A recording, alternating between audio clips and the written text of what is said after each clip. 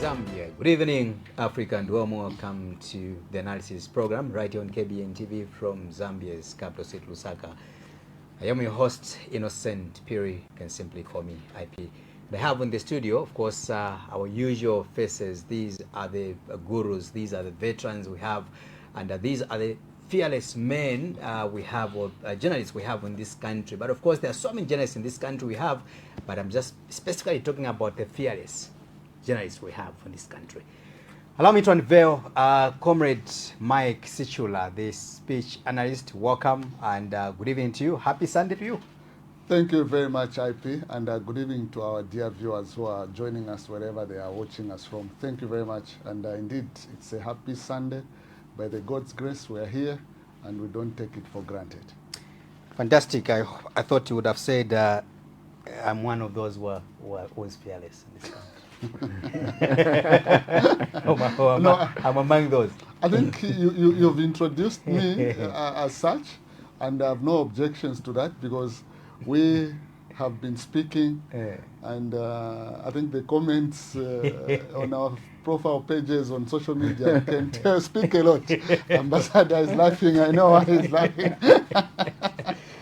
Thank you very much for those accolades. But again, IP, yes, please. We speak for the love of the nation. Yeah. And I think our viewers today, on one of our topics that we're going to handle, will speak to it because we spoke against it. And luckily, there's someone within the government who has spoken our language. I hear you. All right, let me also unveil Ambassador Anthony Mukwita, or Anthony Mukwita, if you come from Chadiza, if you come from, Petauke or Petauke, as JJ Banda would call it, you call him Anthony Mukwita. But if you are coming from maybe UK or Britain, as it were, you call him Anthony Mukwita. Ambassador, welcome. The IP, our host, perhaps the most fearless man on the panel today than ever before. It's a very good evening and ever grateful to be hosted by yourself. And good evening to my fellow panelists, to our Zambian audience here in Lusaka, Zambia, countrywide, and those abroad. It's a pleasant good evening that the good Lord has made for us. Thank you so much. The fearless part, I always draw the inspiration from people like you. Oh my God. So take note of that. And the Comrade Mike Sichula here. Most grateful. And indeed the big man besides you, Mpike. Indeed. IP, good evening, and good evening to my colleagues, the panelists, and indeed our esteemed viewers. It's always an honor, an amazing honor for us to always congregate here and discuss matters that affect all of us in the nation. Thank you so much. And before you go in, I saw PK posted something on his page, I think Throwback Thursday. An image of 20 years, 23 years ago. I saw that one at the Southern Sun, then Ridgeway Hotel. Yes. Many people had actually forgotten where the Lusaka Times come from. Yes. Until that dispatch. I'm glad you brought it up, yes, Chola. That was amazing. I was like, wow, how time flies. Yeah. And how sometimes, these are unsung heroes. They have done some things. They have laid the foundation for lots of great things to happen. Yeah. They are pioneers. That was great stuff. Thank you. Thank you. Because when you look at Lusaka Times, I think it's one of the pioneering social media platforms that we all used to flock to check for news. Correct. Yeah. Yeah. Great work, PK there. Thank you so much. Now Zambians know. Well, yeah, I would like to believe so. As they say in pop culture, well, if you don't know, now you know, nigga. That's why my pair of line there was Kale to I am. Kale to I am. Yeah, I was about to say that actually. I was about to say that. Now everybody knows. That when I looked at it, I was like, Yeah. it signifies that adage which says, Kale to I am. Even when sometimes you are told that, no, where were you yesterday? And then you say, but I started before you were born. Before you did. All right, thank you so much, gentlemen. Let's get into it. And thank you so much to the viewers that have joined us this evening. This is the analysis program. Remember, each time we congregate, we converge here. Our main aim is basically to contribute to the governance of the country And of course, we dive into various stories of the week. So in case you missed out some news stories of the week, please stay tuned, because we will be here to remind you, but add more context as we dive into the conversation. Now, some of the big stories that happened during the course of the week. On top of our menu this evening, we'll be looking at the ongoing fiasco, the ongoing confusion on the patriotic front. The former ruling party, it has spent 5 years, bickering, fighting, and also, dividing itself, But let's get into it. But lo and behold, something dramatic, something good happened on behalf of the PF, which where we did, of course, read a story that the court ruled in favor of Mile Sampa over the PF ownership issue. Remember the 2023 illegal convention held by Mile Sampa, and later on he did appoint, he made some changes at parliament level. Robert Chawinga was appointed leader of opposition, and also Morgan Mwana was appointed Secretary General of the Patriotic Front. But later on, Mile Sampa, the prodigal son, went back to the PF, and he's been pushing to ensure that the ownership office bearers are changed at the Registrar of Societies. But now there are some issues that are going on. My team will dive into it and begin to offload what this ruling means, and also the ownership in that regard. Comrade Mike Schula, I will begin with you. The court last week ruled in favor of Mile Sampa, demanding ownership of the Patriotic Front. What does this mean? Well, actually, to begin with, I didn't expect this ruling to go in favor of Mr. Mile Sampa. Yeah. But anyway, there is a reason why this has happened. And to answer your question, what does this mean? In terms of following the legal process, if we are a nation that abides by we respect the judgments of the court, the Patriotic Front should be away from Mr. Robert Chawinga into the rightful owners, in this case, Mr. Mile Sampa. If we are a nation that respects law as it has been given by the court. But however, it is likely that Mr. Mile Sampa is going to have it easy as the court has made a judgment, because already we have seen the other faction of the PF, which Mr. Robert Chawinga seems to be controlling. He has repeatedly stated that he is still in charge of the PF. He said it during the Youth Day celebration in Chilundu, when I expected him to be celebrating the Youth Day in Mafinga, because where he comes from, and since he calls himself an acting president, why not celebrate Youth Day with the youths of Mafinga? But you cross over to go to the opposite direction. Or the PF youths as well. Or the PF youths as well. But however, again today, he again during that day in Chirundu, he stated that he was a member, he was the president of the PF. But again, to me, when he spoke at that function, I think it was a wrong platform. Because that platform was meant to celebrate youths. It was not meant to begin to talk about the wrangles of the PF at such a gathering. To me, that was a mismatch. Then today again, he held a press briefing, and of course, without any members following him to say he's a legitimate acting president of the PF, he has maintained that he is the leader of the Patriotic Front. Now, I think here, the problem which is here is that, like I said in my preamble, if we are a law-abiding country, as we speak today, Mr. Chawinga should not be in any way claiming that he is the leader of the Patriotic Front. Correct. Because if the court said Mr. Morgan Ngona was removed and the procedure that was done by Mr. Mile Sampa was the right way, then it puts Mr. Robert Chawinga anywhere as the acting president of the PF. Because why he is calling himself acting? Because there's no one who elected him. He's different from Mr. Mile Sampa, who held a convention and people elected him to be the party president. But for him to continue saying that I am the acting president of the PF, I think he's just showing that there is a hidden hand that is making him to say what he's trying to say.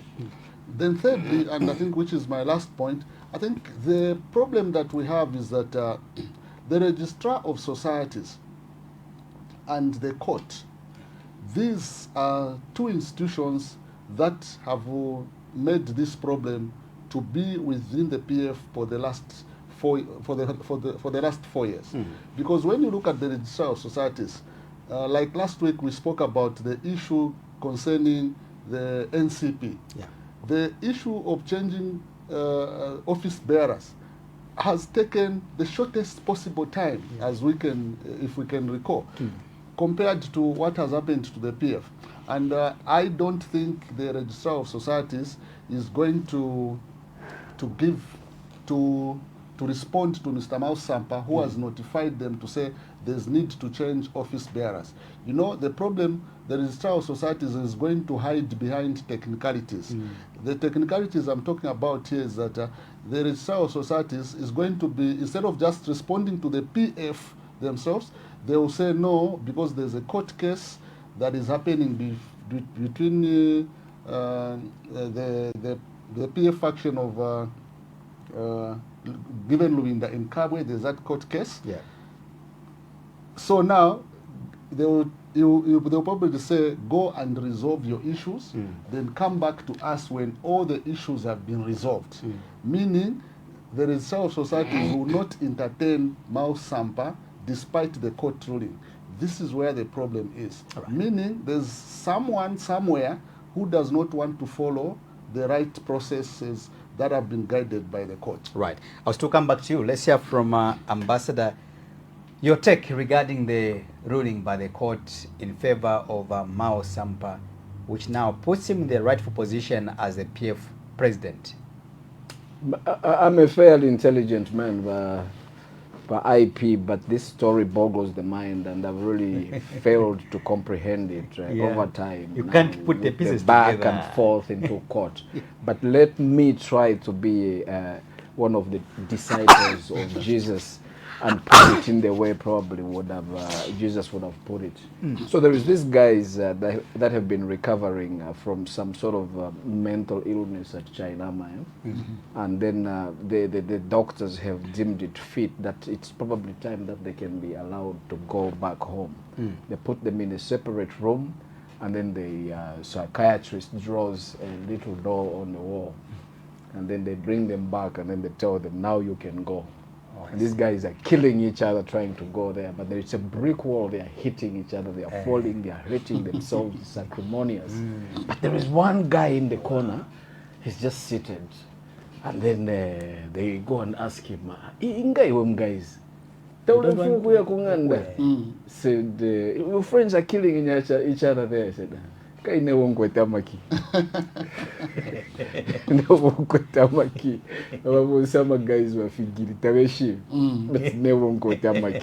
so that's the way I'll try to tell about this story.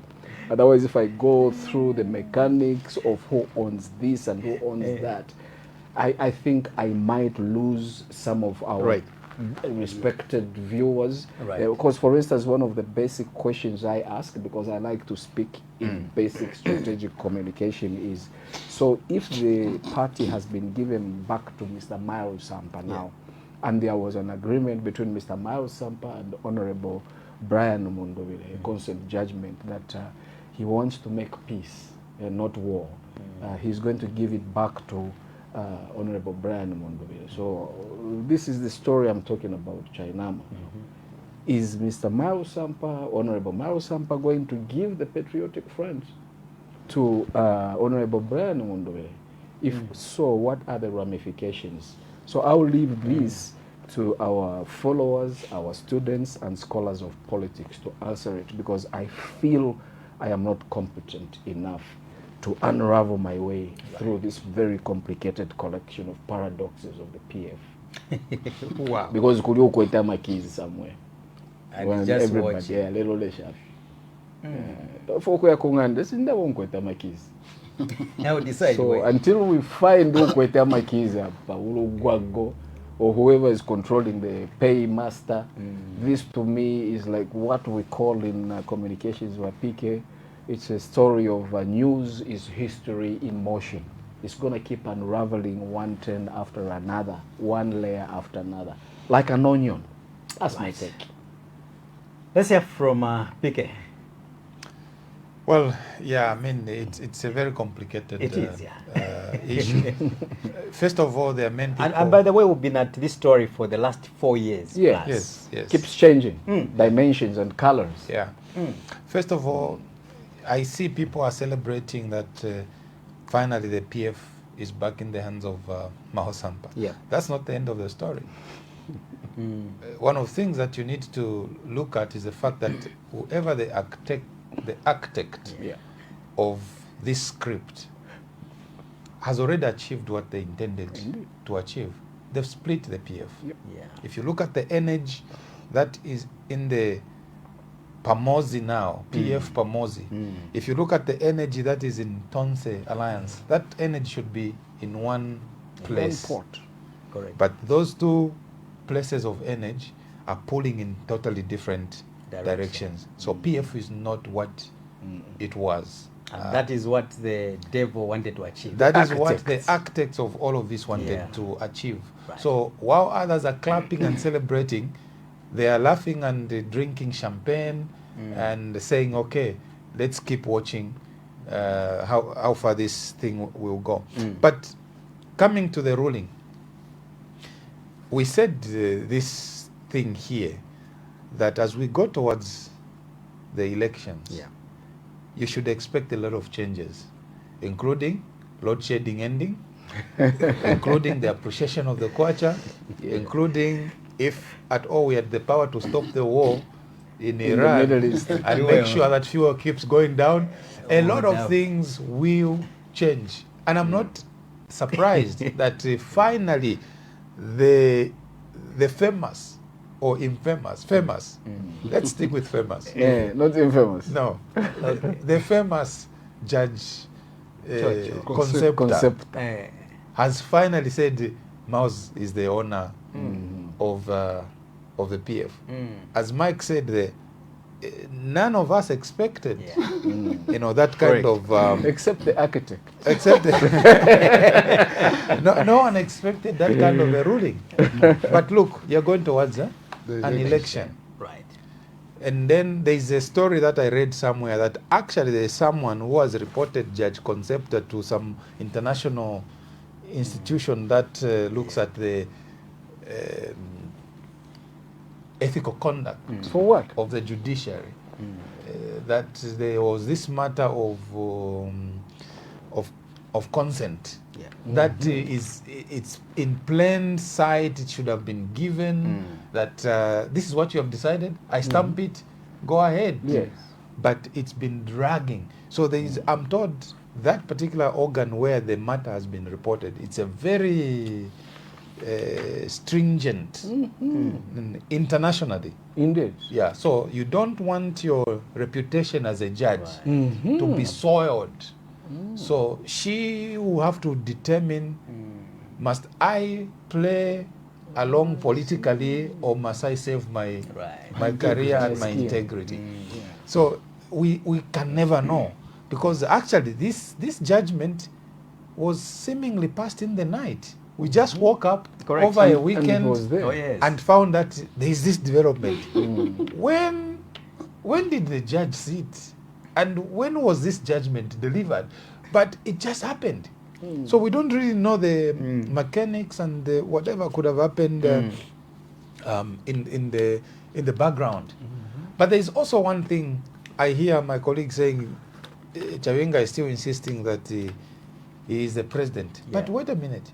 If the High Court has said, Anton Mukuita, you're not now. You're no longer acting, president. Yes. We are giving it back to the owner. We've looked at the merits and the merits. Yes, and Mike Sichula is the president of this party. If you and Ambassador Anton Mukuita goes to the press and says, until Jesus comes, Yeah. I will still be the acting president. In my books, that is contempt. Indeed. It's Clear. contemptuous. You are rubbishing the judgment of the High Court. The High Court. And you are saying, I am the mighty one. I am still the acting president. Forget about the judgment. Is that not what Mr. Chavinga is playing around with? I don't know. Not only contempt, PK, but Even also, blasphemy. if you ask me, he's talking about blasphemy. Jesus. Also lawlessness, lawlessness in the country. Sacrilegious. You know, it's Yeah. lawlessness in the country. Exactly. Yeah. Then the other question, I think, as I wrap up, Yeah. the other question is, yes, the party has been handed back to Mile Sampa, who in his own admission, as Ambassador said, has said, the conference that elected me was illegal. So can he claim to be the legitimate president when he's admitted that the election of Mile Sampa as president was an illegality? Correct. And while we are at it, now that he thinks he's back in town as the notorious sheriff, will he willingly hand back the party to either the given Lubinda faction or the Mundubire faction? Those are $1 million questions. And we don't mean Zim dollars. I mean, but I think that makes sense, PK. Look, if you confess that the election which elected me to be the owner of the PF was illegal, yes. and then why should you claim to be the owner of that political party? You Or why already should the even court entered give the it to consent you judgment. as the legitimate owner of the party? Why not? So the most confusing thing, as Ambassador said, and is normally never wrong. You're too kind, Pastor. Is normally never wrong. That this story is very confusing because here is the issue. Mile Sampa has been given back the party. Then the judgment for consent is due on the 27th of this month. Meanwhile, the now Pamodzi faction are hoping to have a convention before that ruling of 27, so that whatever the outcome of the 27th ruling will be overtaken by events, because now there will be a legitimate convention that will elect now the new office bearers before the 27th consent judgment. But this story is Too much salt. there's sugar. There's sugar. Not salt, son. I think sugar. Oh no, no. Yeah. Wow. Anyway, We are watching. let's watch, gentlemen. Let's watch. Let's move on to another story. Of course, we'll still come back to it maybe by next week as we see how things will unfold. But now let's look at the Pamodzi Alliance, which was formed last week by Honorable Given Lubinda. But Honorable Lubinda went further to disassociate his faction-led PF from the Tonse Alliance. This was after the Lubinda insisted that they were still the owners of the Tonse Alliance, but lo and behold, they seem to have given up. Let's watch the clip of Honorable Lubinda launching the Pamodzi Alliance. For them to abuse us. Because, you know, if a person decides, I am no longer your friend, please don't allow that person to go to the bank and say, my referee is that one.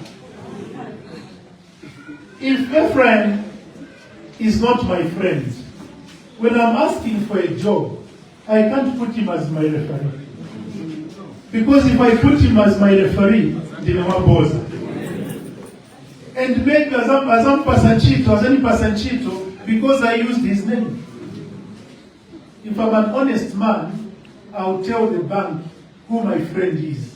I will not say it's Ephraim. Even if this one is a poor man, because he's my friend, I will say Mzanga.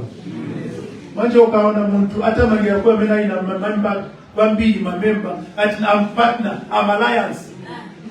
Ulibe Matubaku, you're hiding behind the alliance. So now, today, ladies and gentlemen, I want to announce to you. There was a meeting here on Sunday. There was a meeting here on Monday. The Council of Leaders and the Central Committee instructed me to come and announce to the whole world that this alliance is no longer Tonse Alliance.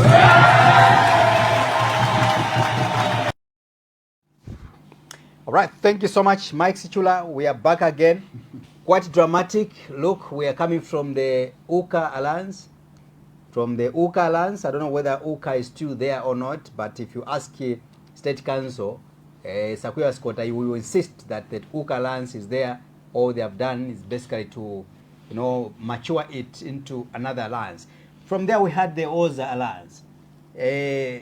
Whether it's still there or not, but if you ask Comrade and my older brother in Muhavi Lungu, you say the Oza Alliance is still there. We have just matured it, whether that is true or not. We also had the People's Movement Pact, where Dr. Yes, it's still there. Where Dr. Fred Membe. Fred Membe now is the president? Yes. He's still there, yes. Yes, still there. There's another alliance. Council of Elders. Yes, Zambia Alliance for the Fourth Republic. I haven't heard that. That one I haven't. Yes, that's how it is called. There's WAZA now. There was Council of Elders. We are one Zambia alliance. That is the one that has elected Kapembo Simbao and Dodia. We are one Zambia alliance for the Fourth Republic. I think they are also part of the Council of Elders, because the Council of Elders, I think, oversaw the election of Kapemba Simbao from Woza. So it's just some onions. We'll get to that. Don't worry. Just put your thoughts together. Don't worry. We'll get there. Yeah. Let's do with the Pamodzi Alliance. I just want to give you a list of the alliances we have in Zambia. And yet you are saying the opposition, they should unite. Comrade, Pamodzi. Quite interesting. If I want, I can sing for you. Pamodzi.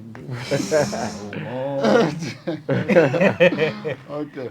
No, when you look at the weddings, all right?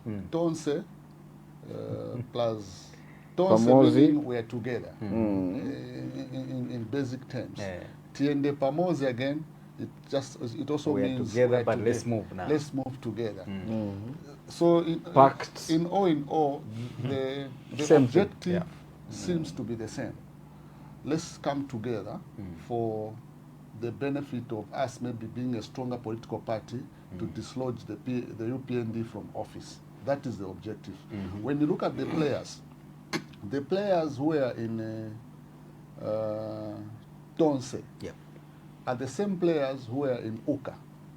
Now they have jumped into, I've lost count of the alliances, so I'll just say they have jumped into the Tiende Pamodzi, PF Tiende Pamodzi alliance. But one thing that caught my attention when Mr. Lubinda was announcing this alliance to the members of the general public, when you look at the body language of the people that were, I hope the director can show the video. When you look at the body language of the people who were seated, the delegates, it was speaking different languages. There were those who were in for it. They could even they were even singing along with Mr. Lubinda. They could feel it. They could feel it. But there were those others, you could see on their faces that they were doing it as just for collective responsibility purposes, but they don't mean it. When you look at Dr. Kambwiri in that picture, he's not really moved. It doesn't seem like he's present, but he's not present. Like the Bible says, the spirit is willing, but the flesh is weak. Yes. Ephraim there. Ephraim, I saw the Chawama member of parliament. He sat behind. He looked lost. So what I concluded was that the meeting might have taken place to say, okay, we should transition from the Tonse. Let's break away from Tonse because we cannot work with Honorable Brian Mundubile, let's leave him the way he has decided to go, but let's jump on away from this Tonse and as a way of trying to say, let's there be one Tonse alliance, not two Tonse alliance of Mundubile and given Lubinda. They have come out.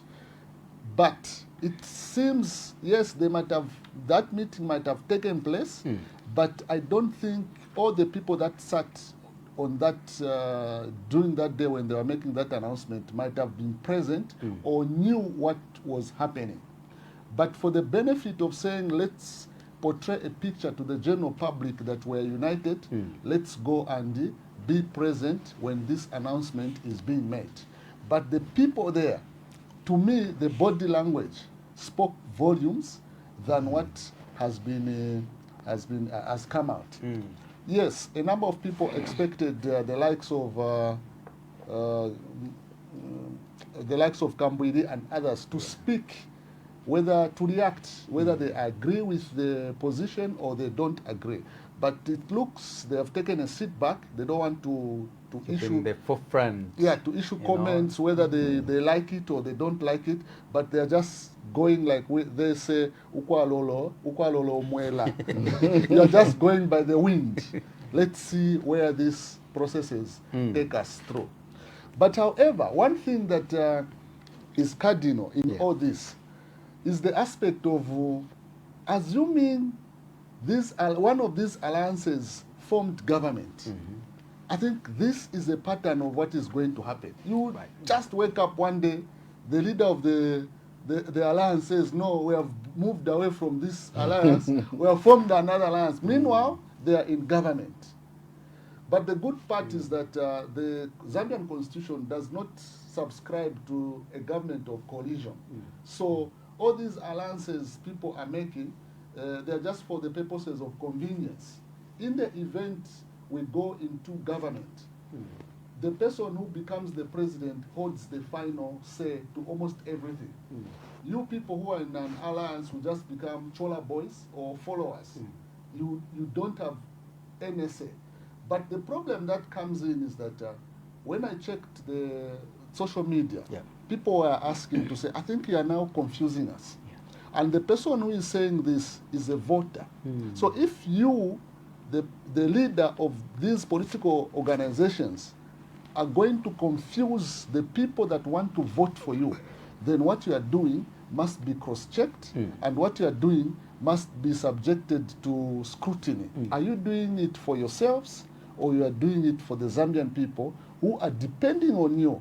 Because there are certain Zambian people who feel there must be a change of government.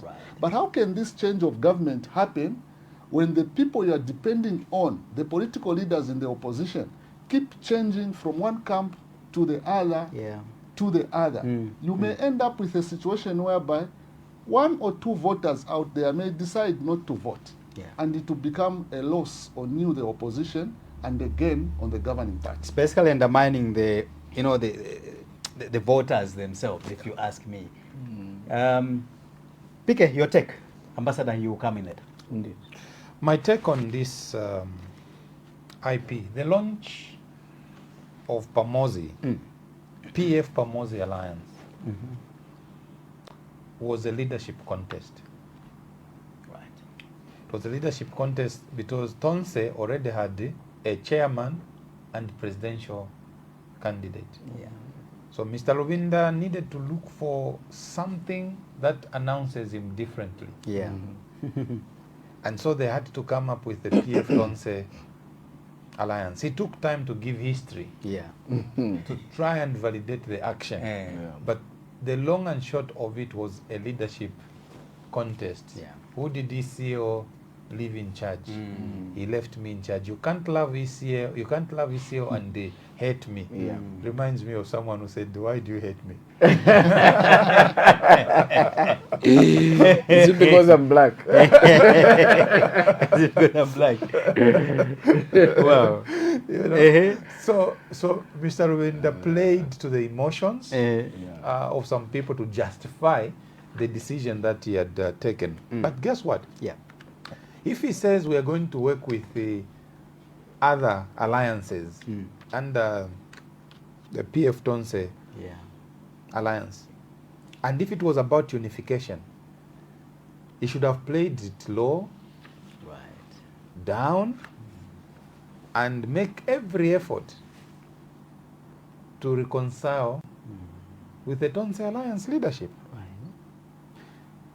I think we put out something on our page, KBN, and we said what has happened makes the possibility of reconciliation an impossibility. Indeed. Yes. Because it's like saying, we have thrown you away, you don't exist, get the hell out of here. We've formed our own special purpose. Yes. Yeah. So it closes the door. It closes the door. Yeah. So they should have. I read that one. I thought it was quite poignant. Yeah.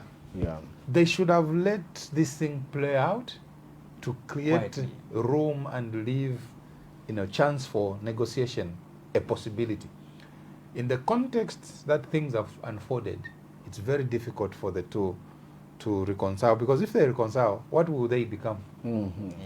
PF Pamodzi or PF Pamodzi, Alliance, Tonse. or two Tonse Alliance, whatever they will do. You see what I mean? Yeah. Correct. So it really waters down the effort of unification. There is also one issue that I need to reflect on. Sure.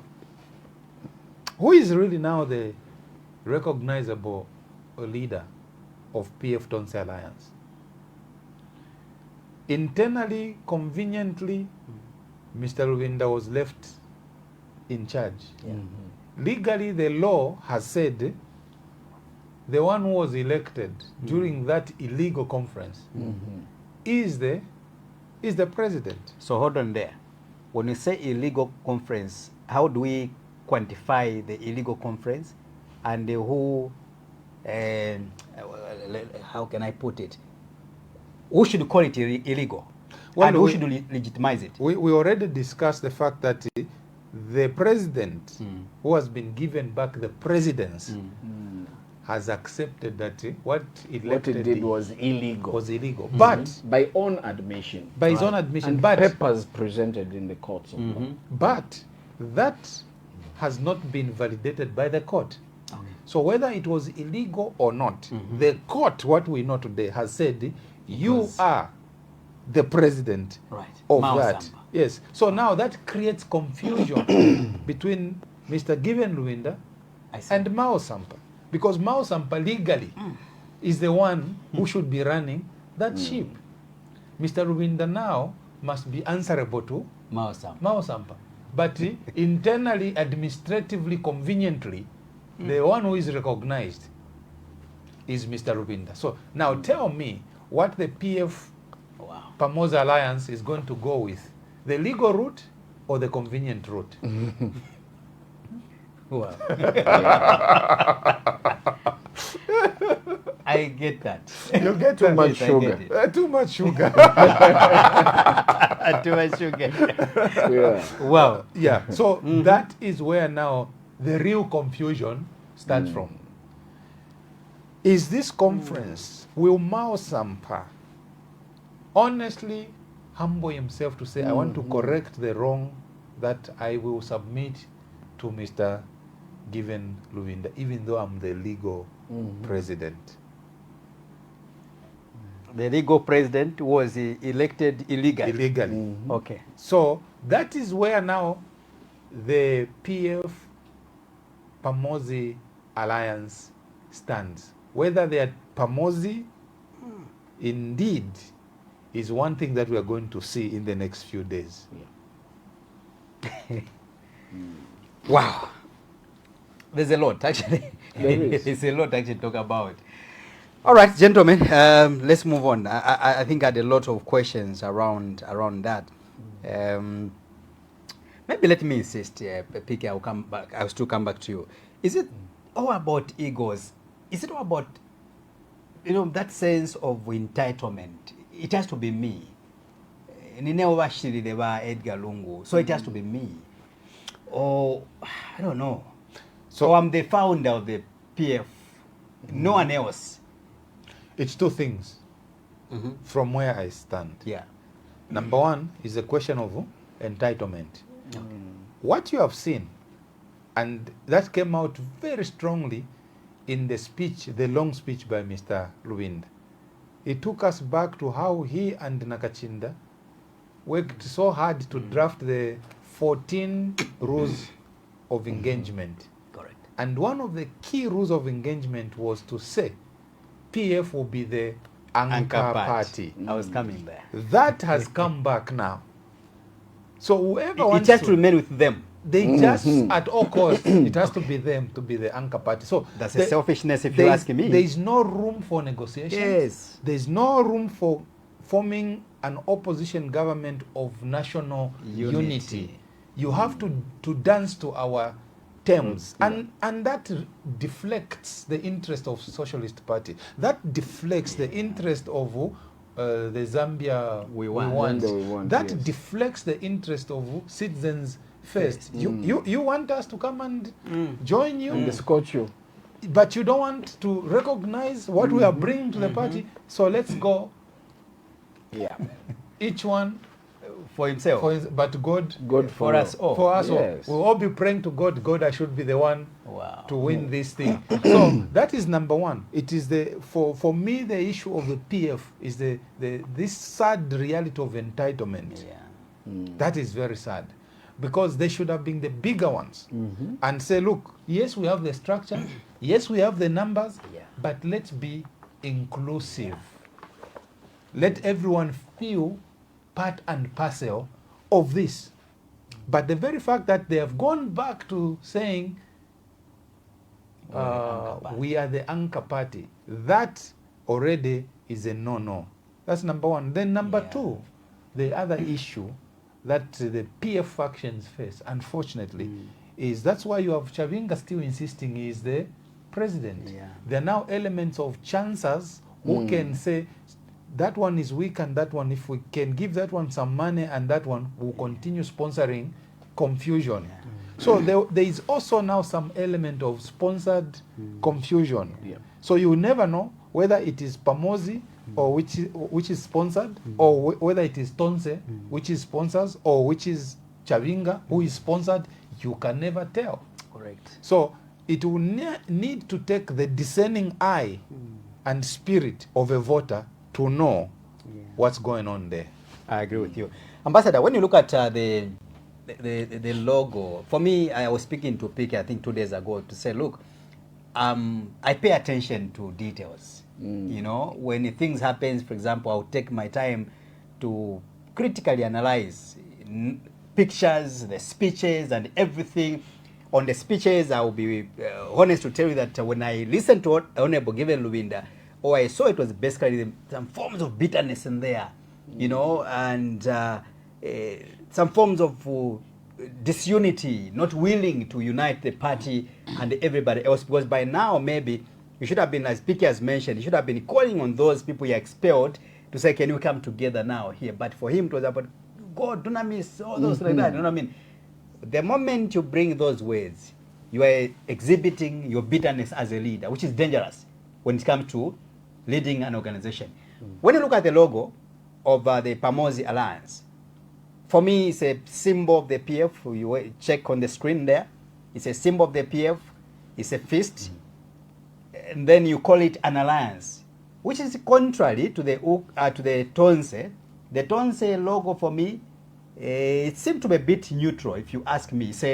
It's like, you know, we come together. It's a Tonse. Yeah. But the PF, it's a fist. You know, how does it play when it comes to analyzing that? Or maybe that is useless for you. No. For me, it's important though. It's all about optics. Yeah. We are on a visual channel. When you're listening to radio, you are listening to an audio channel. You are reading. It's all that kind of thing. So Yeah. it's all about perceptions, and all these things matter a lot in as far as perceptions and optics are concerned. But maybe before I get to your important question, Yeah. I would like to say, with hindsight and as an analyst and a student of politics, that the man who seems to be having the last laugh right now is the honorable member of parliament from Sorokoso, Honorable Brian Mondogere.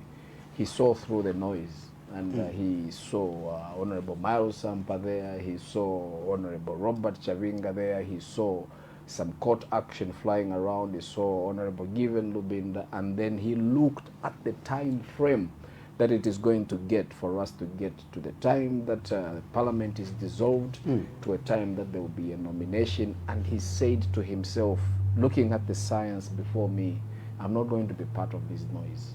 I am going to make sure that I get in touch with other like-minded people and see whether we can get something with clarity. And if you see right now, he's not in the middle of any of the noise. When people are talking about this symbol of the feast, when they are talking about this prayer, when they are talking about being a leader until Jesus comes, when they are talking about it's me whom they left this, he's out of it. You don't even see him. Even when he is insulted, you are not seeing the man. So I am thinking that the man who is coming out, in my limited view of analysis as a political student and scholar, is Brian Mundu. He seems to be looking at it and saying, well, there is that Asian saying that when you miss a stop, a train stop or a bus stop, you better jump off before it takes you further, because it will be more expensive for you to get off the more you keep taking the chances that this train will be better. Right. The next stop, maybe I will see the light. That's right. The first thing that has happened. And then the next thing that has happened is realistically to ride from the PK here is, so what is the end game here? I can try and borrow a thing of what is happening in West Asia, where President Donald Trump gets into a war and now he doesn't know how to get out of it. Yeah, you know, but that's, I think, something else that we have to discuss. Yes. So I'm wondering, what is the end game of the PF Omozi or PF Tonse? Looking at the time frame, I was thinking, this is a position where you have reached, you have just discovered that this station I have bypassed is the wrong one. If it is not for the entitlement that the pastor is talking about, if it isn't for the self-aggrandizement that the pastor is talking about, if it is for strengthening an opposition, so you can say that the stronger the opposition, the stronger the democracy, wouldn't this be the time to say, I, Given Lubinda, I, Mile Sampa, I, Chishimba Kambwili, should now get in touch with others that seem to have gotten the game right already and say, guys, there is only 2 months on the watch. Can we get together now and make sure that we've got a strong opposition, because a strong opposition equals a strong democracy. And God knows we have been shortchanged for a while, so why don't we get together and work? Otherwise, everything else appears what you are saying. Yeah, because even when you have seen that this ship is sinking or it ain't going nowhere, you still want to stay in because you think anganapela wa PK ikapasa kuli wa PK na anganapela wa the speech analyst ikapasa, instead of you just remembering that the common ground, the common good, the public good lies in us working together. Right. Yeah. So I think I've already covered, including the optics that you've spoken about, the feast and the tonse. You have. Okay, let's move on. Comrade, I'll start with you in the next topic as we look at some other, of course, as we talk about the confusion in the PF. There is also some brewing confusion in the UPND as well, where some members are already calling for the UPND to hold a convention. Now remember that calling for internal elections or conventions, as it were, general elections, as general assemblies, as it was in the UPND, it is actually enshrined in Article 60 of the Zambian Constitution, which provides, which governs the affairs of political parties. So it is mandatory for each political party to go for an internal elections a few months before a general election. Now, there is a gentleman called Longwe who is on record having demanded, or rather exposed, the UPND that as UPND, we are breaching the constitution of Zambia, which tells us to hold internal elections, because the last election we held expired. That was in February, thereabout. So the UPND is, of course, also struggling to put its house in order. Mike Sichula, comrades. You know, the UPND as a governing party, they hold the privileged position where everybody else says, as the governing party, you must lead by good, not only by example, but by good example. So, prior to this topic, us handling this topic, there was a media statement that came from Mr. Max Mui, the UPND media director. Instead of responding to the demands that were advanced by Mr. advanced by Mr. Longwe, the UPND, behaving as if they are not in government, went on to say this person is like, he left the UPND a long time ago. Okay, that aside, but is it true that the UPND, the mandate of the current top hierarchy of the UPND has expired? According to the constitution, which I've also seen, and the constitution that you have attributed to, yes, the mandate of the UPND expired in February this year. As we speak today, all things being equal, the current leadership of the UPND are in office. They are in about a month in office without having a convention to elect new office bearers. So the problem I have with if the UPND are not going to show leadership by holding a convention, it is a problem that is not going to be something that Zambians need to look at with pride, and to say, yes, it's okay, because the President Hakainde Hichilema is doing very fine. So even if he is not subjected to an election at the party level, it's fine because he's the president of the nation. I think that is a mistake we're going to make as a nation. Because a political party is a club. And any member who subscribes to a club must abide by the constitution of that club. And if a person does not abide by the clubs of the constitution, such a one, the chances of such a person breaking the constitution of the land, they are very high.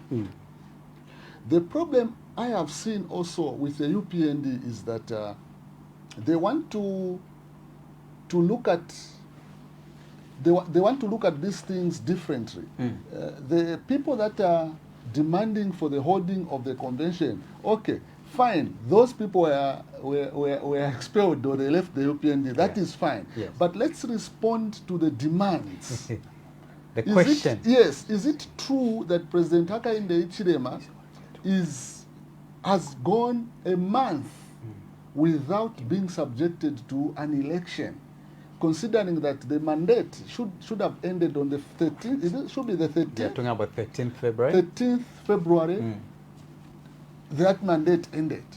So the UPND, what they need to do is that instead of rubbishing such demands, they must lead by example, and not only example, but by good example. This is why you've got the likes of the Secretary General. They must chart the way forward to say, let's go for a convention to elect new office bearers. But the problem that arises is that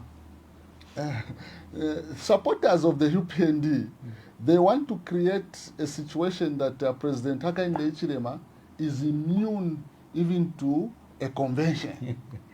He must So not. internal democracy. Yes, they are creating a shield against him. So he must not be subjected to internal democracy. That should worry Zambians.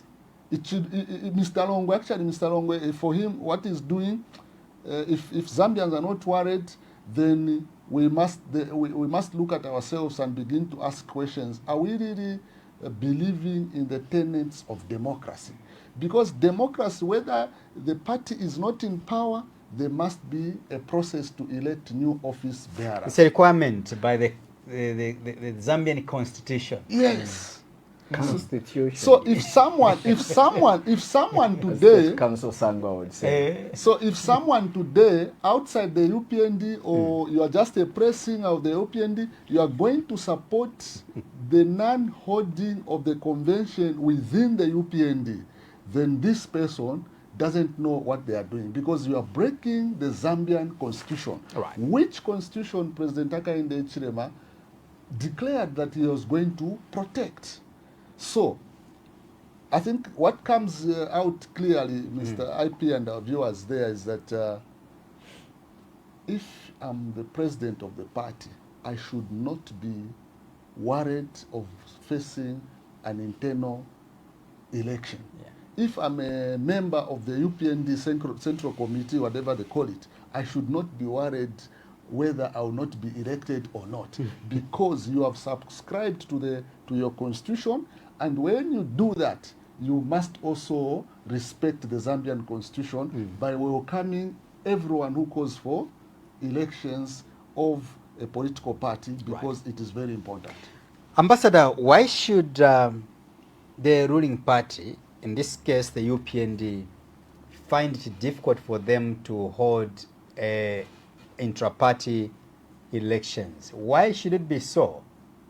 But IP, it boggles the mind, because I think there is that common saying that what's good for the goose must be good for the gander.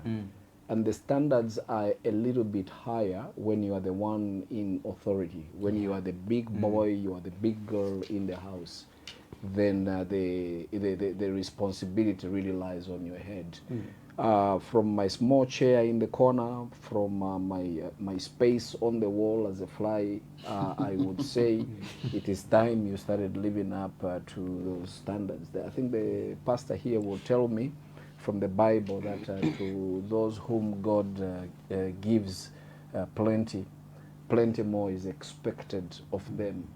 It's right now, again, I always like to give an international and geopolitical example that the United States of America has totally lost its moral position as the world police, because they have gone ahead and broken international laws that are set aside by the United Nations. The international rules-based order has been thrown out of the window by President Trump, going to invade a country and kidnapping the wife and the husband while they are in the middle of sleeping. They have done the same thing by getting in to, invade the countries.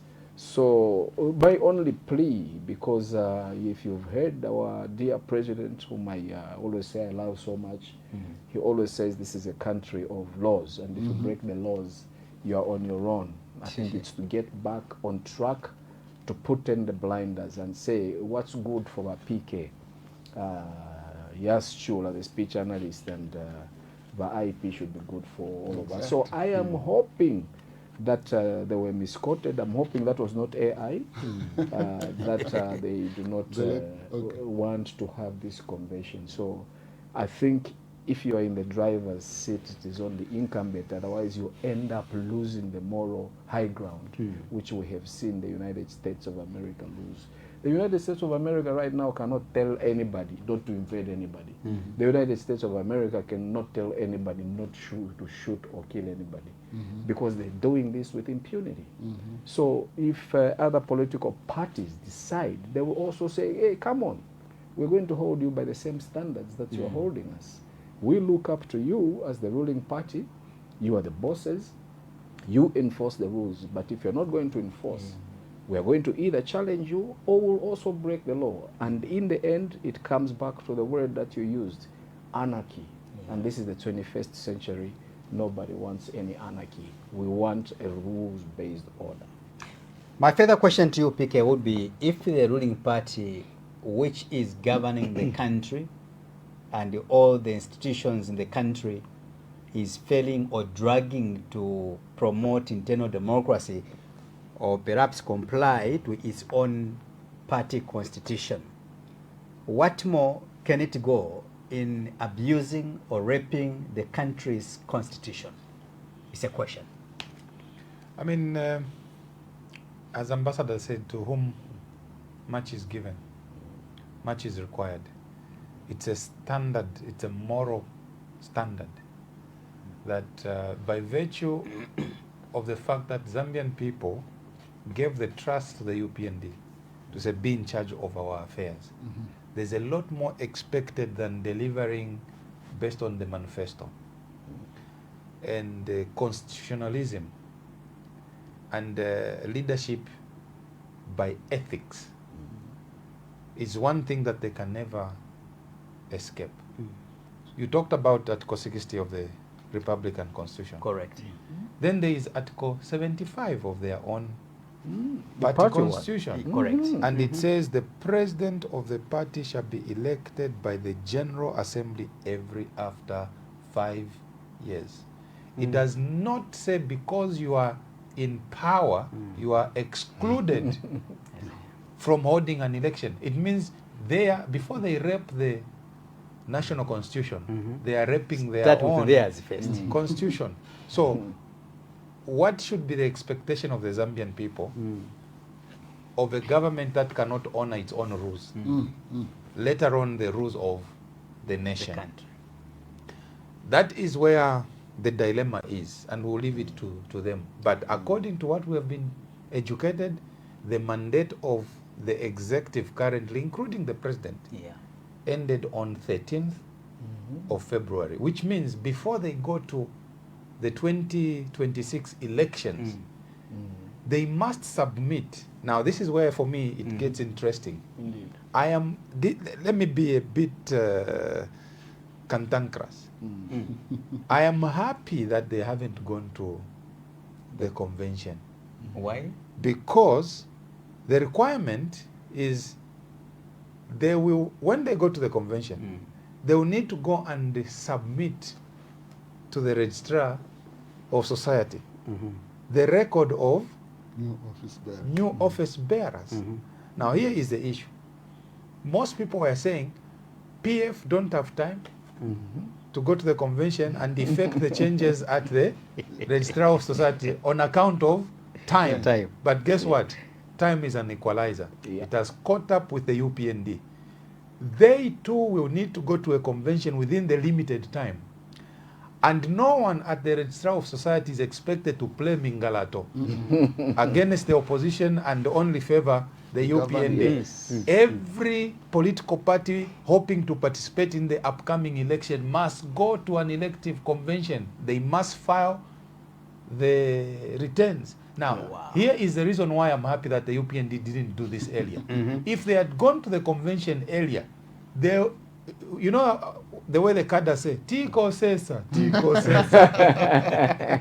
The UPND would have been hard to tell the registrar of society, don't allow anyone who didn't do this within this time. But they've been caught up in the same snare. So it gives opportunity to the opposition to also quickly resolve their convention issues, sneak in. So the registrar of society right now, his hand is like this, twisted. There is nothing he can do to favor this one or that one. He has to play by the rule. Are you telling me that, gentlemen, that in UPND, all the intelligent minds we have seen in the UPND, the experienced politicians, they didn't see this coming? That gentlemen, we are supposed to go for an internal elections. This is why here on the analysis IP, we have said if you are a Zambian, you are supposed to exercise your constitutional right to speak truth to power. The moment you reduce yourself to bootlicking and too scared of telling your leaders that mwala ona ula constitution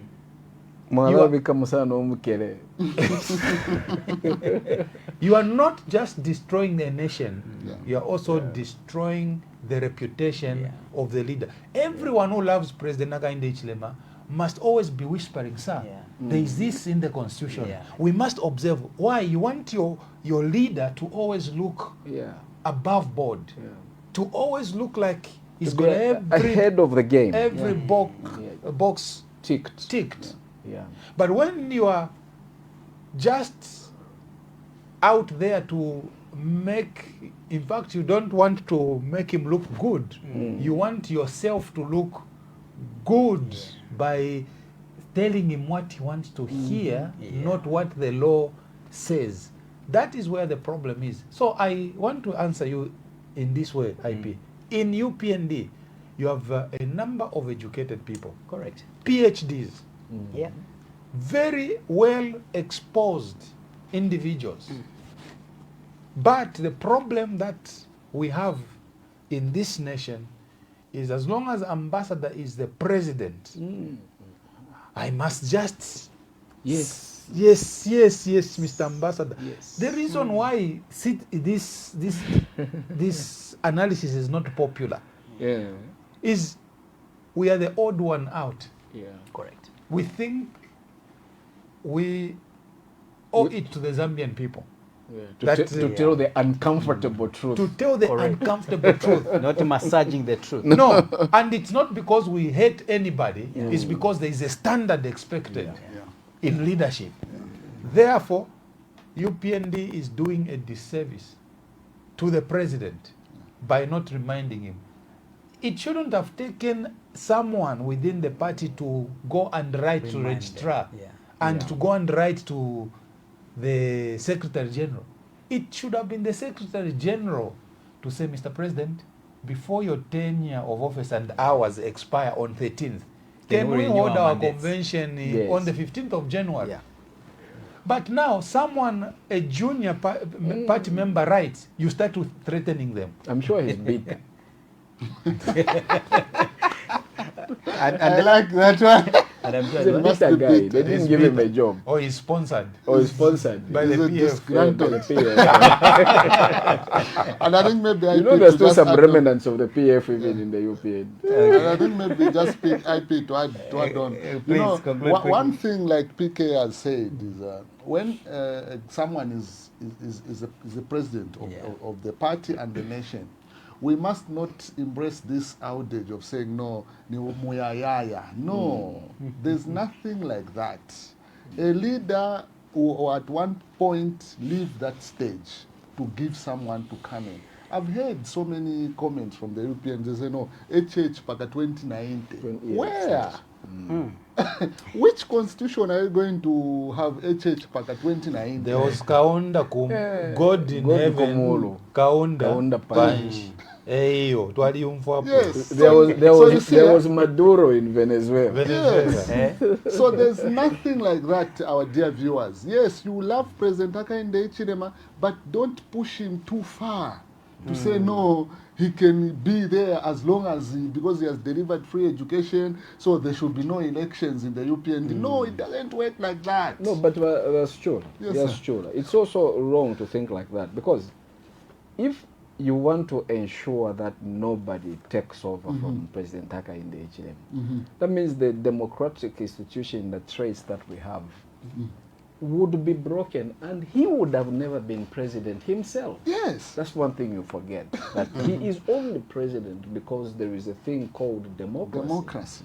He is only president because there's a thing called free association, greater expression. Now, when you start taking these away from others, and then you are setting a bad precedent. But then there is that old saying that, you know, power corrupts, and absolute power corrupts absolutely. So I don't know whether that's the trap in which our friends are falling into, and forgetting that Zambia is supposed to be a democratic republic of Zambia, not Congo, but I mean it's a country founded on democracy. We do not know. We continue asking those questions. Let's move on to our fourth story now. Look at stakeholders who have opposed the statement which was issued by Chikondi Foundation in Bishop. Why are you laughing? I think is what Ambassador is, that topic you're bringing up is almost similar to what Ambassador is talking about. You know. So I'm trying to ask myself, did Ambassador slip something to you? I think it's a continuation. Are you talking about Bishop John Mambo? Bishop John Mambo, who has advised President Hakainde Hichilema to call off the elections if the body of ECL is not buried. We have to bury the body, and then we can now go back to the general I election. think the bishop, with due respect, is being mischievous here. Eh. I see some sort of hidden hand of God somewhere, talking through him. If I were Bishop John Mambo, and I respect him so much, Yeah. one of the things I would have said is I would have prevailed or pushed my weight onto the Attorney General and say, Attorney General, can you please, I am joining everybody else. I'm joining Fred Membe, I'm joining PK, I'm joining Yas Chula, the speech analyst. I'm joining everybody who are saying that we have to stop this international embarrassment and bring, not to say let us not hold elections. Because, we have bypassed very important occasions. First, November 11 was the birthday for ECL. We never buried him. We came to December 25, Christmas. We didn't bury him. We came to January 1. We didn't bury him. I mean, where does the bishop just get off and say, oh, now we have an election on 13th August, we shouldn't bury, please call off the elections. It smacks of something, like they would say in the Shakespearean days, something is rotten in the state of Denmark. I think, Bishop, I'm looking at you straight in the camera and say, please steer your train or your car in the right direction. You should be directing your energy to the Attorney General and not to be calling for a total abrogation of democracy. We need to hold elections every 5 years, whether somebody is wrong or right. And at your level as a bishop, I think you know very well that all those that are learned enough have said that the thing standing in the middle of President Edgar Lungu, the 60th president of Zambia, not being buried, is because in June, late June, the Attorney General stopped the family from burying him. It had nothing to do with elections. So it looks mischievous that a respected bishop starts saying, don't bury. When he says, let's hold elections, I mean, don't bury until we hold elections. I think it smacks of some real deep suspicions. But then it appears to me like it's putting the cart before the horse. Because firstly, you know how the problem came about. You know how the standoff came about. And the standoff came about because people were in church. People were by the cemetery. A grave had already been dug, and then somebody took out a court action stopping Mrs. Esther Lungu and the family. So how do you bring in the elections? I mean, it's like bringing in carrots and stones or oranges and stones. I think you have to rethink your position, Bishop. Comrade Mike Sichula, let's speak to this matter. I know Ambassador has taken, I think, time to, just unpack this issue, make the people understand, but also the bishop himself to understand. Why are we having this conversation? The unburied body of ECL, could it be justifiable enough, or could it be a justification for us not to hold a general election come August? No, it would not be justifiable enough. Then aside it being against the Zambian constitution, we may not, it doesn't hold that tenacity or weight to say, let's put aside the general elections because we have not buried our former president. This is not amongst the reasons that are enshrined in the constitution that we can force our nation to postpone the elections. Just because there is a frozen Just because there's, we have not buried. There are serious issues. For instance, if Zambia was involved in war against Iran for debate purposes here, yes, those are some of the reasons we can say, okay, because of this problem that is so huge, we are going to put this on hold. But again, you don't just say it on paper. You need to go to the right body, the parliament. You do all sorts of things to make sure that it is done legally. But I think today I want to take a different approach in terms of talking about the issue of our late President Edgar Lungu.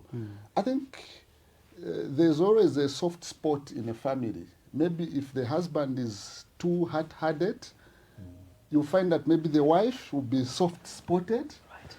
Even at police, sometimes when you go to police, you find that one police officers will be very strict and tough on you, but there will be another police officer who will be saying, no, don't hold him like that, you know, that kind of a thing. Huh?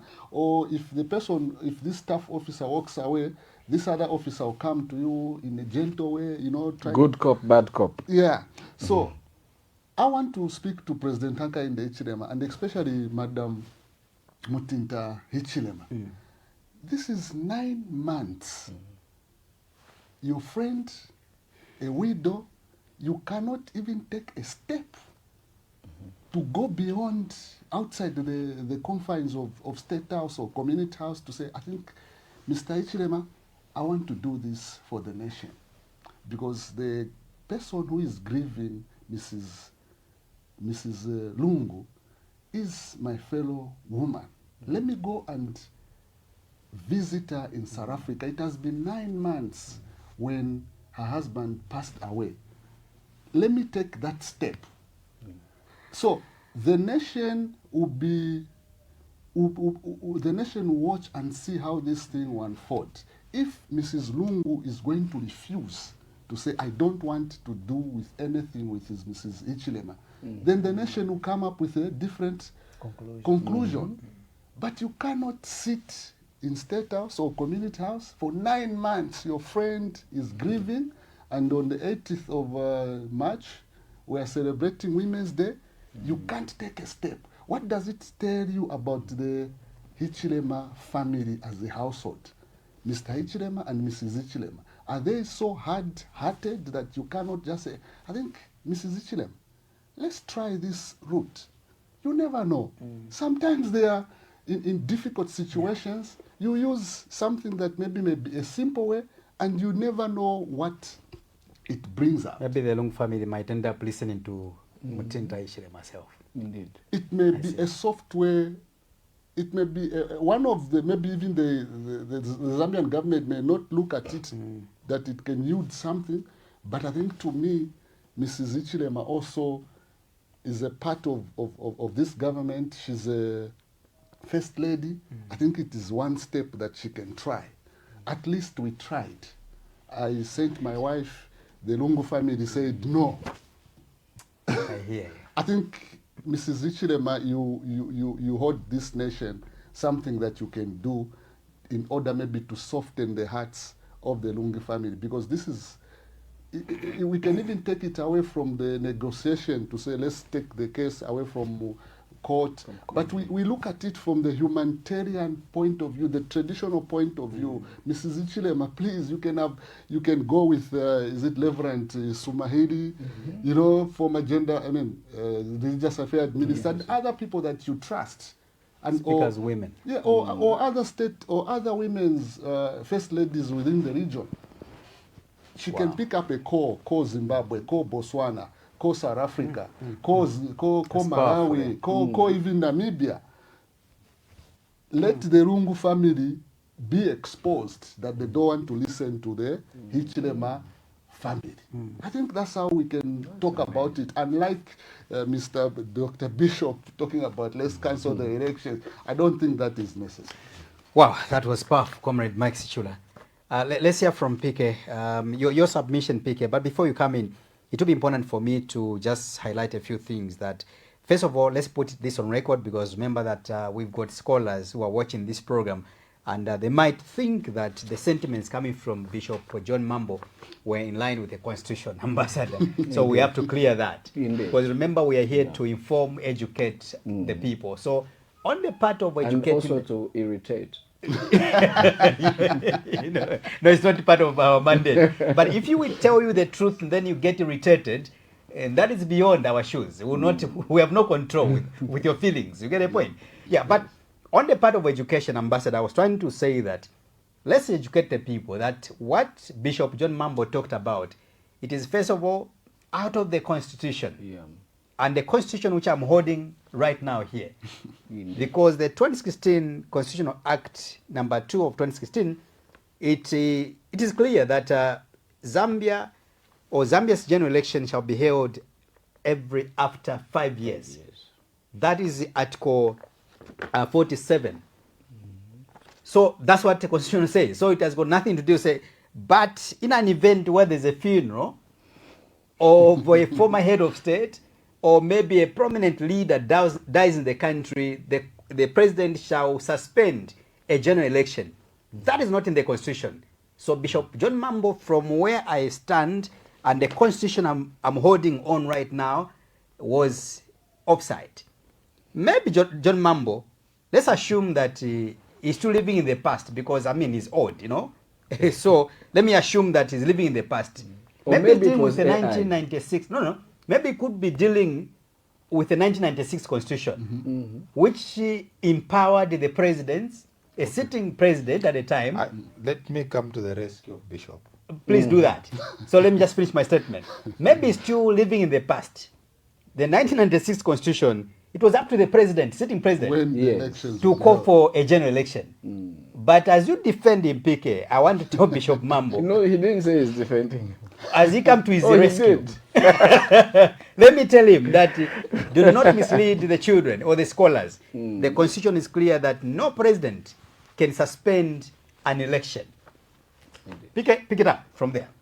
Yeah, I mean, I'd like to agree with Bishop Mambo Right. Okay. from a moral point of view. Right. And I don't know what was in his mind, but I would like to think that he was speaking from a moral point of view. Right. It would be very wrong for Zambia to go to an election on 13th of August Right. while a former head of state still lying in a foreign jurisdiction unburied. Right. We will look like we have lost Yeah. our compass, our morality Yeah. as a nation. I would like to understand and appreciate his sentiments in the context that let's do everything possible before the election to bury ECL. Not necessarily to postpone or cancel the Indeed. election, because as you have said, if that is what he was proposing, he's proposing an illegality. And we are a nation of laws. So you say now, you sound more with the wisdom than Bishop John Mambo. No, I am saying, I wasn't there. How he couched this message. Maybe he was misquoted. Maybe he was still speaking from a moral point of view, not from a legal point of view. So we will not have to be hard on him until we speak to him, so we hear his mindset. But I am saying from a moral point of view, I agree with him. Right. Zambia, the government, the president, the Attorney General, Mr. Modilo Kabesha, and everyone involved in this must work extremely hard Right. to make sure that ECL is put to rest, whether here in Zambia Right. or where the family wants, Right. before the election. Right. If we go to an election, as we will be going to an election, without ECL being buried, it reflects very badly. Let me quote an international commentator. You know, we are a media house. We speak with the international. We have to. Research. Yeah.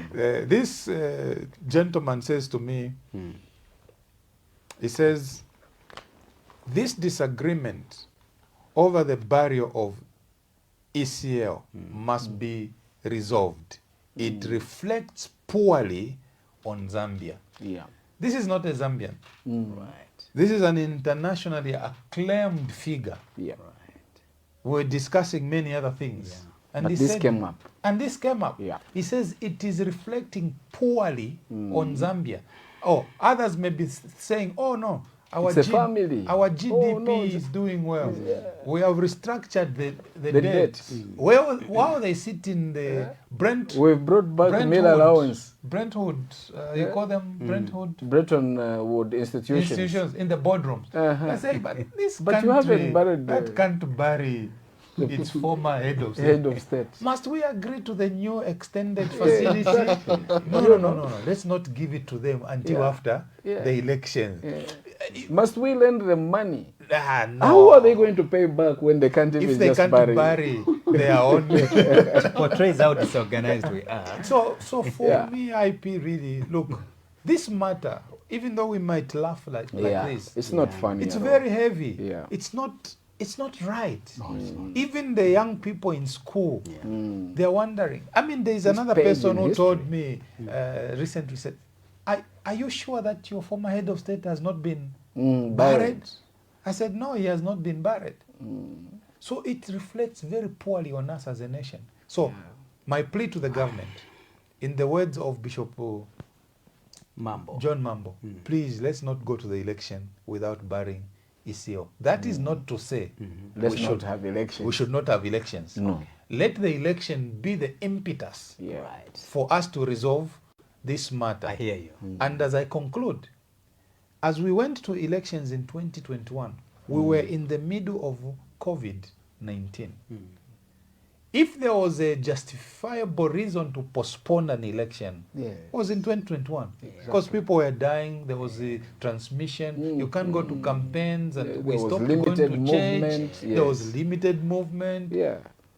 If there was a time Mr. John Mambo should have proposed Mm-hmm. for cancellation of an election, was in 2021. He actually called for the elections because he was quite critical against Edgar Lungu. Exactly. So Yes. today, He actually said with or without COVID. Yes, we will have to go to to an election. election. So Yes. today, Bishop Mambo cannot be double-tongued.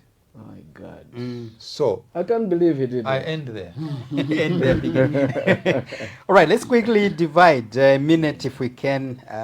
Apparently, time is not on our side. But look at the lamentations we did, watched all of us. In case you didn't watch, these are concerns which came from a Cobalt Provincial Minister in Elijah Matambo, of course, expressing concern regarding the Sakanya road deal.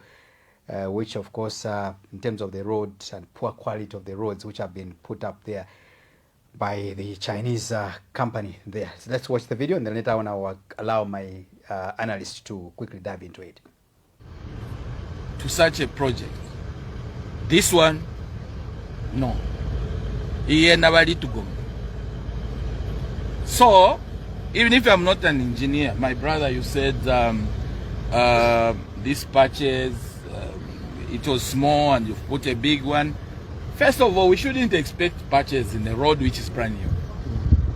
I'll give you an example. There's a road from Luansha to Pongwe, which was done more than 35 years ago. That road was done by Phoenix. It still stands. I can drive with you from Luansha up to Mpongwe. There's no single patch there on that road. That's a quality of work which we want when it comes to the roads which we are going to do, whether PPP or government project. So this one you just have to do to redo this, especially on this stretch. You can see we can't have patches. There's a patch there, there's a patch there, there's a patch there. This won't last. It's better you redo all the way from the other side up to somewhere there, and then we've got another place there where we have patches all over. It's better you redo that so that we can have quality road. I know this will last in terms of the concessionaire arrangement. It has to take 22 years, and then it has to be delivered to us in good condition as well. But we don't want to take a risk of having this type of arrangement. One of my jobs as minister for the province is to check all the projects which are done by the line ministries and make sure that they are done according to those 3 specifications and instructions I was given by the president. A project has to be done in good time and delivered on time. A project has to stand test of time in terms of quality. A project has to be reasonable in terms of cost. So this one, did you deliver it in time, on time? Yes. There I'll give you a mark. Cost, I don't want to talk about cost as such. I know that for us to agree to give each other 22 years, it must have been cost effective. But when it comes to quality, which beats everything, This is poor quality. So please Bharati, mubike kwa mano bakalamba. Ishimisebo shama Zambia. Na ngushiri pali PPP. Chifukire sha chita stand test of time. That thing which happened at Kakoso there, we don't want it to happen here. And I pray and hope that all those bridges on this road, they are to redo in terms of, we don't want to have the same situation which we had. You said no.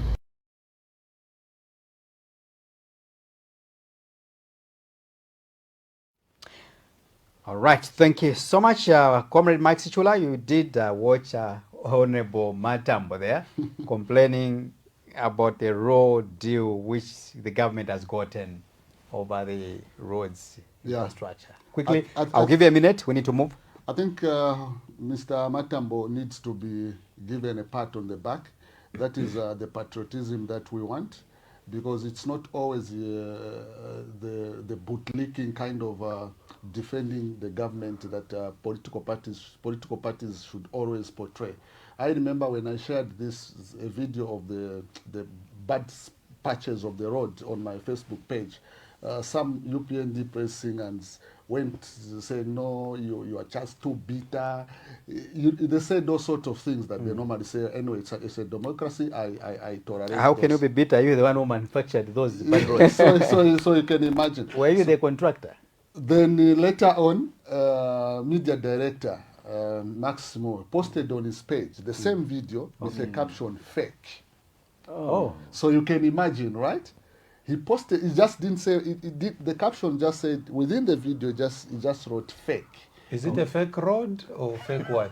That I didn't know. Or a fake post. But I want to commend Mr. Matambo for exhibiting the courage, because it's not easy. Because that road lies within the jurisdiction of Mr. Charles Mirupi, the infrastructure minister. To me, if Mr. Mirupi, who has been propagating the PP concept, he should have been the first person to go on the scene and speak the way Mr. Matambo spoke. But I know Mr. Matambo spoke because he knows that the Copper Belt is one of the contentious provinces when it comes to politics. So you want to do everything right possible so that the opposition, when they go to Copper Belt, they should not use that against you during campaigns. Right. Mr. Matambo, this is the language that we speak on the analysis. We call a spade and not a big spoon. Well done for coming to say the person who is doing that road needs to redo that road, because you cannot give that road for 22 years and within a year it has patches and potholes. What will happen in the next 5 years? I think I'll end there. Thank you so much for that. Ambassador, your quick take within a minute, if we can. My quick take within a minute is, I'll be a bit cynical. I mean, is it because there is 5 months remaining before we go to elections that Mr. Matambo has finally had a Damascus moment? Yeah. The wax is no longer on his eyes, the scales are off, he can see patches and potholes. Why has it taken him so long? I will also not belabor to thank him for doing his job. I think it's a little bit too late. He should have done this a long time ago. He shouldn't have waited 5 months. No, that's a diplomat. Before the That's a diplomat. doing First this you job. scored someone, then you thank him. But, it's a great thing that he's doing a job. It should have been done a little bit earlier. But bottom of the line, you gave me 1 minute. Yes. The bottom of the line for me, it comes down to the cost. That sometimes before you subcontract or rather contract jobs from foreign companies, you should probably look at Zambians. I'll give an example. The Lusaka Ndola dual carriageway, 650 million US dollars. I always come back to say, and I've heard others such as opposition leaders such as Brian Mondowile, Harry Kalaba, Fred Membe, and others say, can you imagine if you just gave about $400 million to Zambian contractors on that road? How many millionaires would you have gotten? So now we have to wait until there are patches and potholes for the minister to go and see that the Chinese have done a terrible, terrible, horrible job. And that money is not even going to be around here. So I think let this be an eye-opener to us that we should do a little bit of more due diligence and ensure that we leave as much money here in our country. Right. Create 100 millionaires, you know, if not 100, the thousands at least, because I know there is also money that goes towards the cost of production and stuff. So even if somebody says it's $650 million, it doesn't mean there is 650 millionaires. Right. But at least if you create even 20 or 30, let this be a lesson. Thank you. PK, your minute starts now. My minute starts now, IP. There is no excuse for that road to be in the state it is in 1 year after it was constructed. It's not a CDF project. Because CDF project, we have seen bridges that have collapsed and other institutions of government like ZNS or whatever, they've gone to try and there was a bridge in southern province. Remember? Yes, I remember that. So if that road was a CDF project, we can excuse it. But it's a private-public partnership where the owner of the project actually is supposed to be collecting toll fees. It's a concession for 22 years. Isn't it the same Lusaka Ndola? No, this is another one. It's not. Yes. Now, one thing that raises questions about this is someone recently posted a leaked document from RDA telling a Chinese contractor or firm to say road development agents owes you so many millions of dollars you have not claimed. The question is, what major roads have the Chinese done in the past 4 years of the UPND administration? Could it be that road as part of that? Why would a public servant? Why can't we see RDA a bit more forceful? Why should it take a regional minister to react? We didn't see RDA. We didn't see the Minister of Infrastructure. It had to take the Mr. Matambo. And I could see the minister pleading with the RDA, say, please, let's do what is right. Yes. So where were the engineers to certify that the works were done properly? Yeah. What was government's role in supervising that work? Yeah. Yes, if it's PPP, what was government's contribution? What was the Chinese contractors' contribution? What is the recovery Were they period? just what is the quality? splashing useless material there? And meanwhile, they'll be reaping. Any government that is going to come after 2026 elections, if the UPND is not retained, must revisit that contract and perhaps cancel it. If Michael Sata could reverse the sale of Zamtel, and I was working Zambia Railways, and I was working at Zamtel at the time. Michael Sata reversed that thing. What can stop any other government that is coming, perhaps, and I'm saying perhaps, correct, in 2026 after you're being August. objective. What would stop them from revisiting that and say to that it's just a clarion Chinese, call. pick up your bags, go back to Mr. Xi to Jinping Beijing and say he hao. or ni hao. All right, thank you so much. Let's move on to our last stories. We'll look at the new ministers we have in town. Minister of Health has been appointed, and also small medium enterprises has also been appointed. So we're talking about Mfue, member of parliament in Mufunelo, Malama, who has been appointed as a small medium and enterprises. We also have Dr. Alex Katakwe. I hope I pronounced that correctly. He's been appointed as Minister of Health in that regards. Let's just have a short clip, of course, just as remember we're ending the program, so we need to do this at least as we're counting down. We loosen up a little bit and put up some laughters on our face, and then we'll look at a picture of Dr. Katakwe, the new Minister of Health. Just look at this short video.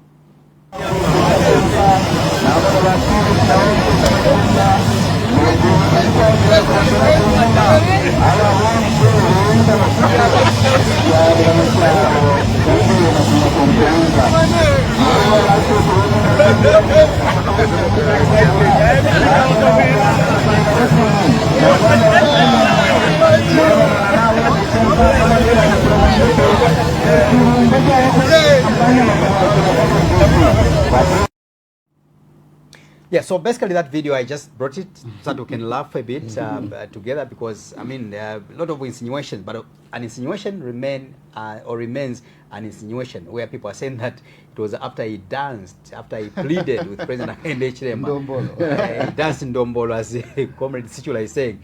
Then he was eventually given that position. I thought it was an after effect. Oh, it was an after effect. No, it was before. It was before. It was before, yeah. That was during Youth Day. Yes. Ah. It was a day before, actually. Is that so? see. Yes.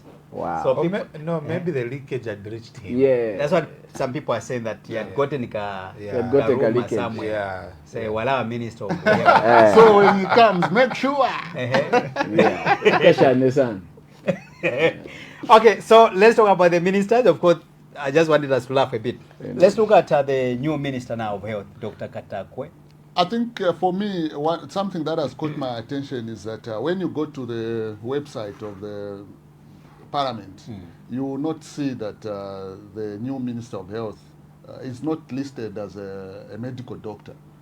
It's not there. Those details are not there. So I want to believe that maybe it is because there's always a delay by government institutions in Zambia to update their websites. We need to do a research on that, because I also heard he's a medical person but didn't start medicine. Yeah. Maybe it's public health, Yeah. like Dr. So Katere Kalumba was. there are also doctors for animals, you see what I mean? Indeed. Yes. Yeah. So- But we don't know which Yeah, one. we don't know which one is what. So I think this is now a challenge that I'm posing to many different government institutions.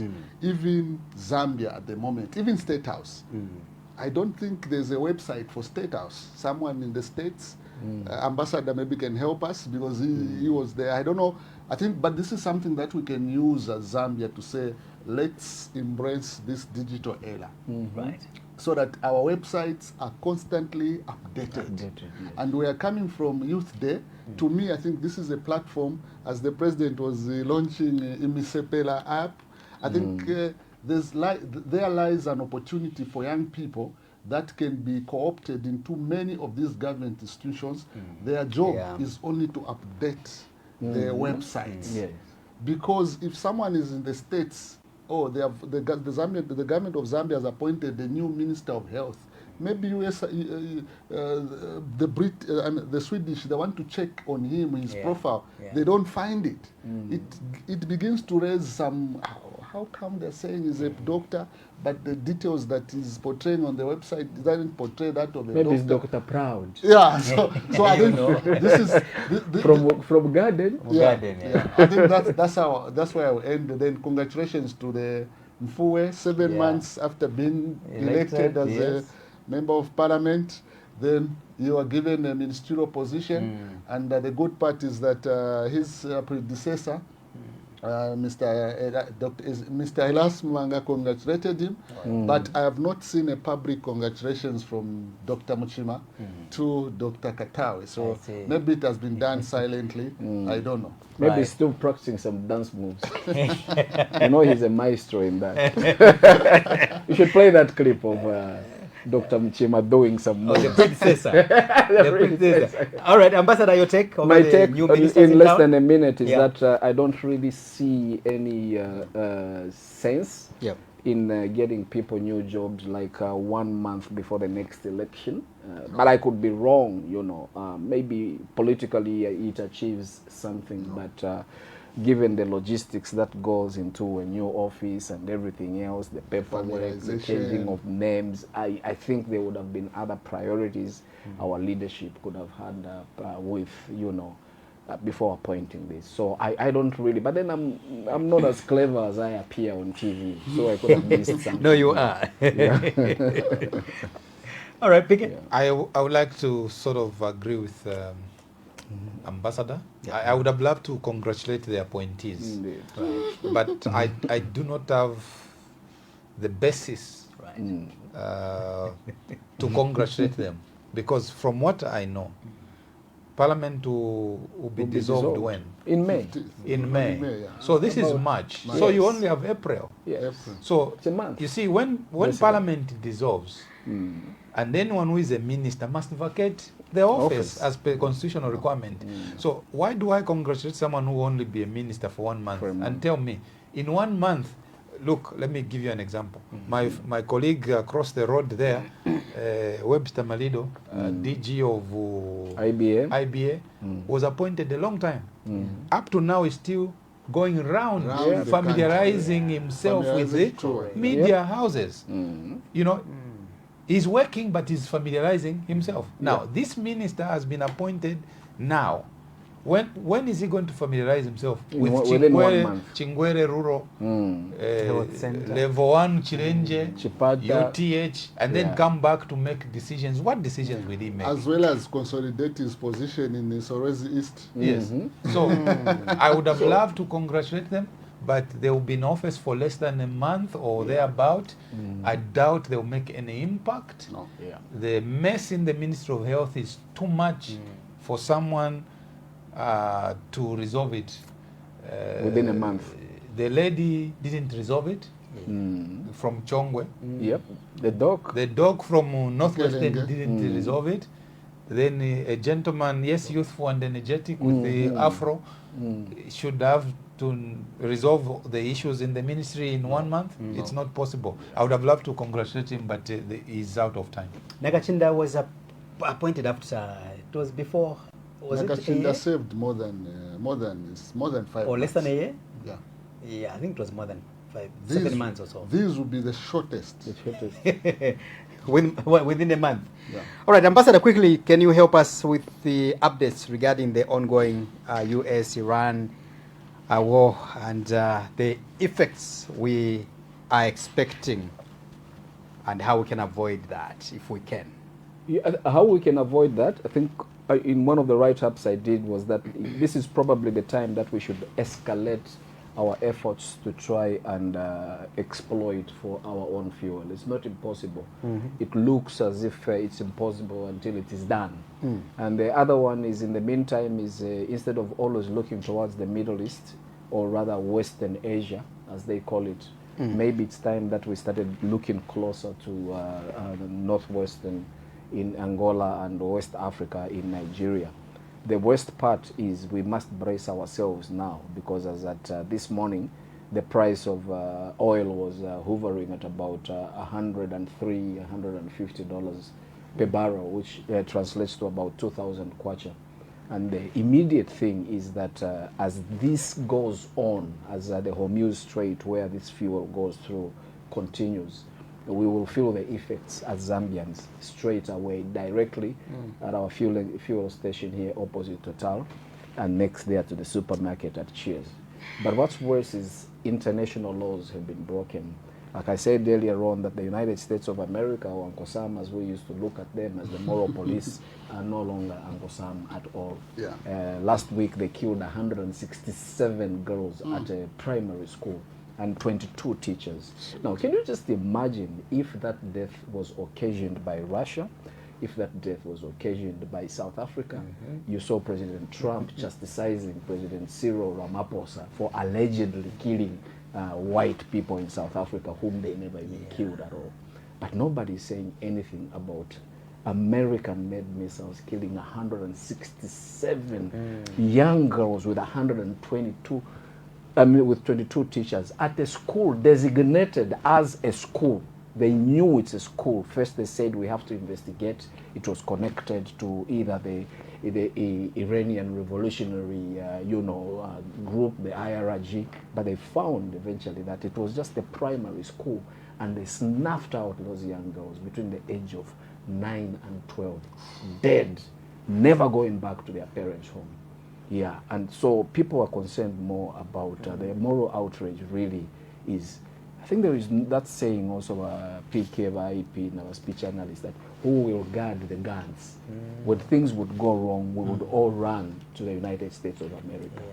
Now, if the United States of America is the one that is killing, slaughtering 168 children and 22 teachers, and it's because of the United States of America that the fuel prices are going to go. And this story is just beginning. Today is only day number 15. Luckily enough, they've got mechanisms. The President of the United States can only hold on to this war for between 30 to 90 days. After that, he has to go back for checks and balances. And the Congress are going to tell him, because he again invaded without consulting them. He did this on his own. Trump himself. They asked him, why are you doing this? He said, because I feel it's the right thing to It's do. a feeling. But you can't just kill 168 people because you just feel like, you know. So luckily enough, we keep praying to God that within 30 days or 90 days, the Congress and the Senate will either give him permission to start killing people legally or to stop these senseless deaths, so that we can go back to our business and the prices of fuel at the pump station may not go beyond this. Right.